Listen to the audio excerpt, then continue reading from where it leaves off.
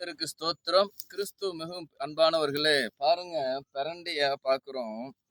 தேவன் இன்னைக்கு அநேக குடும்பங்கள்ல நுகம், சிறியவர்ல இருந்து பெரிய பெரிய அதிகாரம் எல்லாருங்களையும் நுகம் இருக்கு. ஆனா ஆண்டவர் இயேசு கிறிஸ்து சொல்றார், மத்தேயு 11வது அதிகாரம் 29 சொல்லுது, நான் சாந்தமும் மனத்தாழ்மையா இருக்கிறேன்.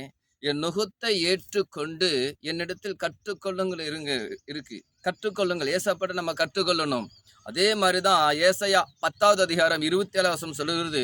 ஏசாயா 10வது அதிகாரம் 27 சொல்லுகிறது, அபிஷேகத்தினால் நுகம் முறிந்து போகும். எந்த இடத்துல இருந்து நான் பேசிக்கணும்னா, தாளார் குளம், சியோன் மலை தாளார் குளத்திலிருந்து பேசி கொண்டிருக்கேன்.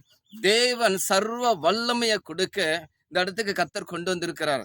மகா வல்லமையை கொடுக்க, சர்வ வல்லமையை கொடுக்க இந்த நாளை நீங்க பெற்றுக்கொள்ள போறீங்க.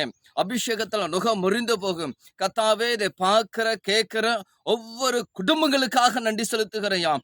ஏசாயா 10:27 அபிஷேகத்துல நுகம் முறிந்து போகும் என்று வார்த்தை பரிசுத்த ஆவியானவரை சகரியா 4:6 வசனத்தபடி பலத்தினாலும் அல்ல, பராக்கிரமத்தினாலும் அல்ல, என்னுடைய ஆவினாலாகும் என்று செயல் கர்த்தர் சொல்லுகின்ற வார்த்தை ஒவ்வொரு குடும்பத்தும் அல்ல, பரிசுத்தோட அக்கினி வல்லமை இறங்குற கிருபிக்காக நன்றி செலுத்துறோம். காத்துக்கொள்ளும் கர்த்தர் இயேசு கிறிஸ்து நாமத்திலே கேட்கிறையா, நுகத்தை முறிக்கக்கூடிய சர்வ வல்லமை பெற்றுக்கொள்வது விஷயம், மகா வல்லமை செயல்படுவது விஷயம். கர்த்தர் இயேசு கிறிஸ்து நாமத்திலே கேட்கிற நல்ல பிதாவே, ஆமென்.